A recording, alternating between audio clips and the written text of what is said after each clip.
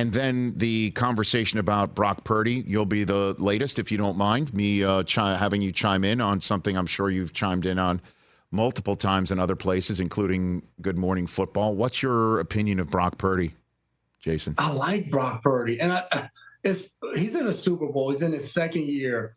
And, of course, we evaluate these guys every time they go out on the field. But it's almost like it's a current state, and it's always a state for Brock Purdy where it's like a validation state. We continue to look at him and say, you know what? Well, he's not really the guy. He's not really amongst the best quarterbacks. But that's how he's played this year. Now, you can say, all right, he got to his team and he has weapons galore all over him. He has one of the best offensive minds on the sideline for him and Kyle Shanahan. But he still has to go out there and execute. And I look at it as, if you're a quarterback and you can take your team and win the games that he's won, win in the playoffs, and be in the Super Bowl, you've earned it. And not only that, I'm especially happy to watch him in the path that they've had to take to get to the Super Bowl throughout the playoffs. During the Packers game, where he doesn't play well in the beginning of that game and throughout that game, but it takes a fourth quarter drive for him to go out there and make the plays for him to win.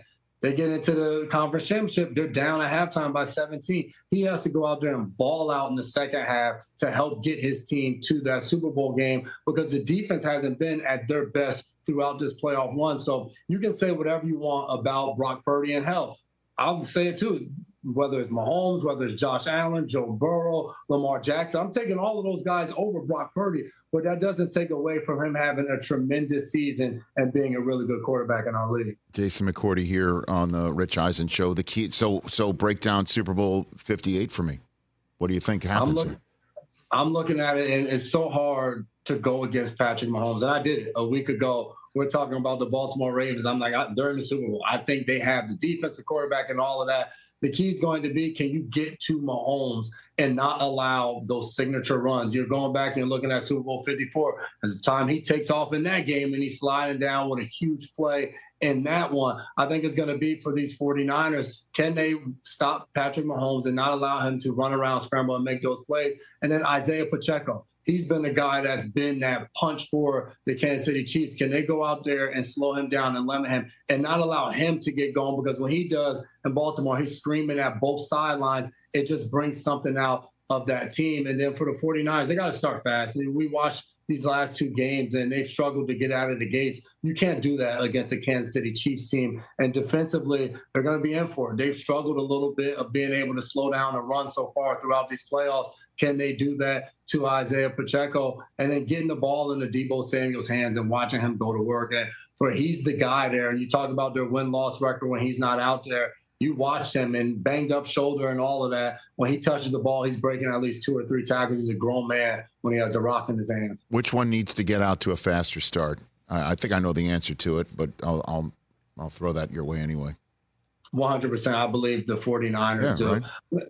For the Chiefs, they've been in this bowl. They've won 2 Super Bowls already. They've been counting out all season. I think they're well equipped to make that comeback, but Mahomes is the best quarterback in this game. For the 49ers with Brock Purdy, you want to get out early. So you think you're going to go Chiefs at the end of the day, or what? I don't know. I've been wavering so much on this game. I can't put my finger on exactly who I'm going to go with on this one, but I'm fascinated. This is going to be a fun matchup. Okay, yeah. I had the Chiefs at the beginning of the season against the Niners. Not to say not. Well, I mean, Schrager's not the only one. But I when given a chance to have a mulligan on Thanksgiving on game day morning, I chose the Ravens because I was looking. I hopped off the Chiefs. I mean, we saw Jason. We saw them in Germany. Yes, they won that game, but they were having trouble scoring points after halftime. Just like, by the way, the game you just called, and then. Tony and Valdez-Scantling drops one, and then Tony's got his foot on the line for another one, and just seemed like, and then on Christmas Day, I saw what had happened, and so given another chance to have another mulligan at the top of the playoffs, I stayed put, and then decided, you know what, just because I've done that doesn't mean I just need to bang my head against a wall again. After the Chiefs beat the Bills, I'm like, I'm not going to go in saying this has to be the Ravens' time because they have the home field advantage and because they've looked great all season. I'm like, how am I going to go against Mahomes?